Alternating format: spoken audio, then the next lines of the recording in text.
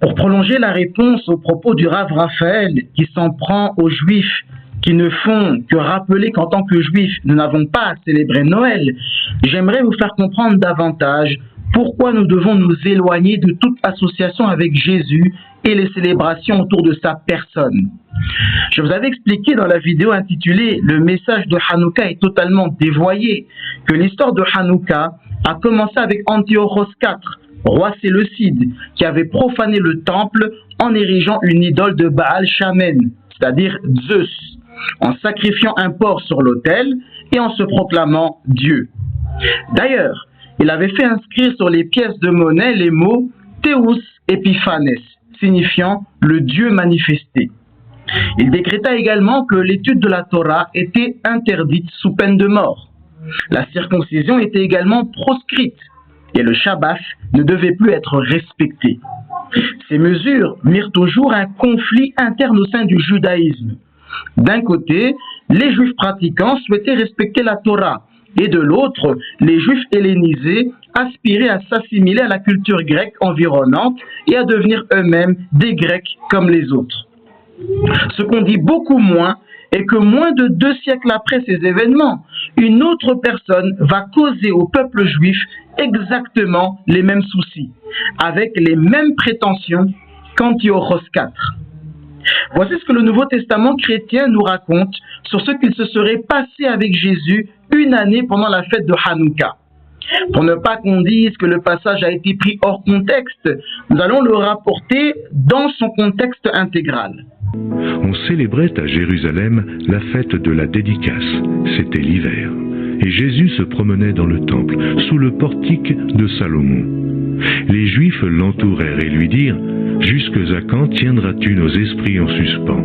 Si tu es le Christ, dis-le-nous, franchement. » Jésus leur dit « Je vous l'ai dit, et vous ne croyez pas. Les œuvres que je fais au nom de mon Père rendent témoignage de moi. Mais vous ne me croyez pas, parce que vous n'êtes pas de mes brebis. Mes brebis entendent ma voix, je les connais, et elles me suivent. Je donne la vie éternelle, et elles ne périront jamais, et personne ne les ravira de ma main. Mon Père qui me les a donnés est plus grand que tous, et personne ne peut les ravir de la main de mon Père. Moi et le Père, nous sommes un. » Alors les Juifs prirent de nouveau des pierres pour le lapider. Jésus leur dit « Je vous ai fait voir plusieurs bonnes œuvres venant de mon Père.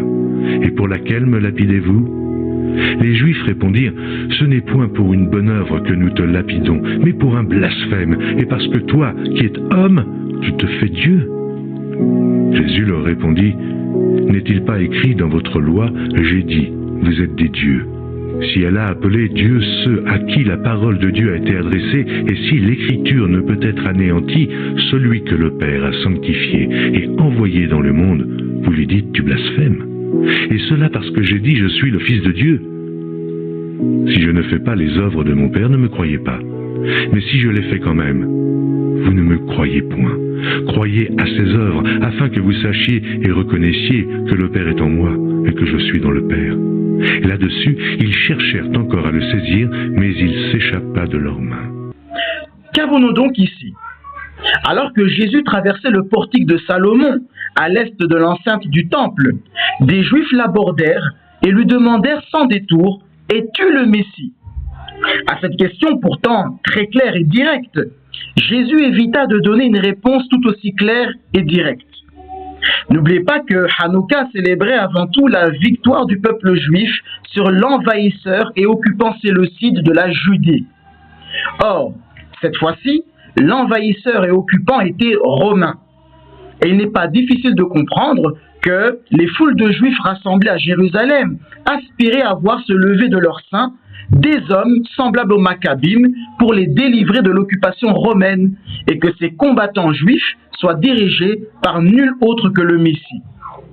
Ainsi, dans le contexte de cet épisode rapporté dans le Nouveau Testament chrétien et qui a eu lieu pendant Hanouka, la question posée à Jésus est compréhensible.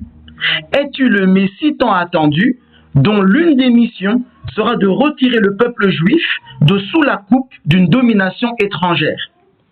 Le mot Messie, avec ses fortes connotations nationalistes et politiques, risquait de déclencher des émeutes.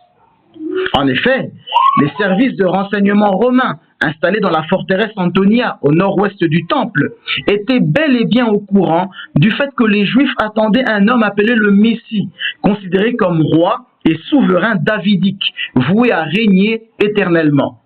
Ce qui signifiait donc que si le Messie paraissait en ces temps-là, il était censé mettre fin à la domination romaine sur la Terre Sainte en particulier et sur le monde en général.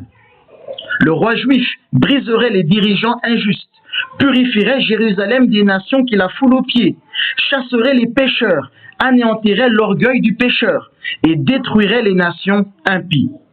Tout cela serait accompli par le roi israélite, le Messie. Voilà pourquoi les Romains non seulement châtiaient durement le peuple juif lorsque ce dernier reconnaissait un homme comme Messie, mais en plus faisaient subir les pires atrocités à quiconque se prétendait personnellement être le Messie. Ne croyez donc pas les faussetés du Nouveau Testament chrétien qui font passer les Romains pour des enfants de cœur et qui auraient eu plus de pitié pour Jésus que les Juifs eux-mêmes. Si Jésus avait répondu oui à la question qui lui avait été posée, les autorités romaines l'auraient arrêté sur le champ pour insurrection. Jésus répond pourtant par l'affirmative, mais indirectement. Dans sa réponse, il prend soin de ne pas employer le terme Messie et sa signification traditionnelle. Il se permet même d'ajouter une phrase qui va tout faire basculer. Moi et le Père, nous sommes un. Cette affirmation revêtait une forte connotation religieuse pour la fête que les Juifs étaient en train de célébrer. En effet, ceux qui étaient rassemblés sur le mont du Temple pour célébrer Hanouka se sont souvenus instantanément des événements survenus près de 2 siècles auparavant, au cours desquels, sur cette même montagne sainte, Antiochos IV, un simple homme s'était proclamé Dieu. Jésus venait de faire exactement la même affirmation, mais cette fois-ci d'une manière plus indirecte que ce qu'on avait fait Antiochos. Tout logiquement, les Juifs ramassèrent des pierres pour le lapider pour blasphème, car, à leurs yeux, il était un homme qui s'était fait Dieu. S'il s'était levé contre Antiochos IV, qui avait eu la même prétention, il n'y avait aucune raison pour qu'il n'en fasse pas de même avec Jésus. En disant que lui et le Père étaient un, et que le Père l'avait envoyé, il affirmait clairement être l'émanation, mais également l'incarnation de Dieu dans un corps humain. Le Père était en lui, et lui était dans le Père. C'est là que certains prétendront que les Juifs ont mal compris, que Jésus ne voulait pas véritablement dire cela. Sauf que c'est méconnaître le but même de la rédaction de l'évangile de Jean. Que ce soit au début ou à la conclusion de l'évangile de Jean, il est clairement indiqué tout au long que son auteur avait bel et bien pour intention que les lecteurs en arrivent à une double conclusion. Premièrement, que Jésus est bel et bien l'émanation et l'incarnation de Dieu dans un corps humain. Et deuxièmement, qu'il faut absolument croire en lui comme celui qui est mort pour les péchés de l'humanité et a été ressuscité d'entre les morts. Quiconque croira en cela aura la vie éternelle, se verra pardonner ses péchés et aura une demeure dans les cieux. Au commencement était la parole, et la parole était avec Dieu, et la parole était Dieu. Elle était au commencement avec Dieu. Toutes choses ont été faites par elle, et rien de ce qui a été fait n'était fait sans elle. En elle était la vie, et la vie était la lumière des hommes. La lumière luit dans les ténèbres, et les ténèbres ne l'ont point reçue. Il y eut un homme envoyé de Dieu, son nom était Jean. Il vint pour servir de témoin, pour rendre témoignage à la lumière, afin que tous crussent par lui. Oh, il n'était pas la lumière, mais il parut pour rendre témoignage à la lumière. Cette lumière était la véritable lumière qui, en venant dans le monde, éclaire tout homme. Elle était dans le monde, et le monde a été fait par elle, et le monde ne l'a point connue. Elle est venue chez les siens, et les siens ne l'ont point reçue. Mais à tous ceux qui l'ont reçue, à ceux qui croient en son nom, elle a donné le pouvoir de devenir enfants de Dieu, lesquels sont nés non du sang, ni de la volonté de la chair, ni de la volonté de l'homme, mais de Dieu. Et la parole a été faite chair, et elle habitait parmi nous, pleine de grâce et de vérité. Et nous avons contemplé sa gloire, une gloire comme la gloire du Fils unique venu du Père. Jean lui a rendu témoignage et s'est écrié: c'est celui dont j'ai dit, celui qui vient après moi m'a précédé, car il était avant moi.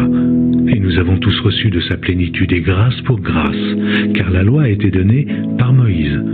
La grâce et la vérité sont venues par Jésus-Christ. Oh, personne n'a jamais vu Dieu. Le Fils unique qui est dans le sein du Père est celui qui l'a fait connaître. En plus de fréquemment donner des allusions très claires sur la divinité supposée de Jésus, l'une des particularités de l'évangile de Jean est l'importance qu'il accorde aux fêtes juives et l'affirmation que Jésus était l'accomplissement de ces célébrations. Hanouka, par exemple, commémorait la réinauguration d'un temple profané par les Séleucides.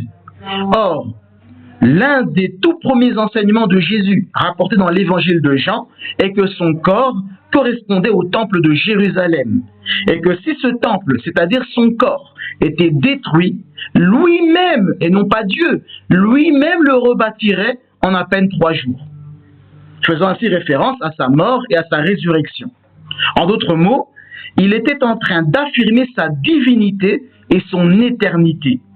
Étant Dieu, quand bien même les hommes parviendraient à le tuer physiquement, lui-même parviendrait à se redonner la vie, car il est la vie. Il deviendra par sa mort, son ensevelissement et sa résurrection, le nouveau temple. Quand vous acceptez Jésus et les célébrations de Noël tout en vous prétendant juif, vous êtes en train d'accepter sur Jésus ce que vous rejetez concernant Antiochos IV. Antiochos IV s'est prétendu comme Dieu et vous acceptez un homme qui lui-même s'est prétendu comme Dieu.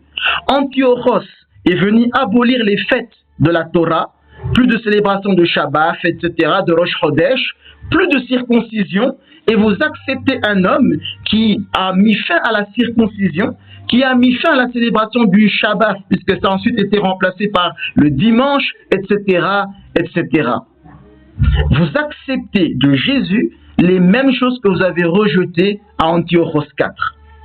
Nous nous sommes révoltés contre un homme qui s'était élevé au rang de Dieu, mais dans le même temps, vous ne voyez aucun problème à commémorer la naissance d'un homme qui, lui aussi, s'est prétendu être Dieu fait homme, qui s'est prétendu être l'émanation et l'incarnation de Dieu dans un corps d'homme, qui s'est prétendu être le Créateur et la vie elle-même.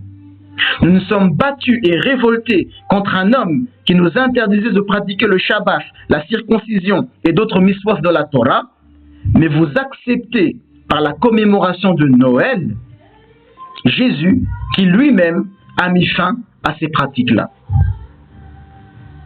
À vous de voir l'incohérence de tout cela. Kol Tov, Hazak ou Varour.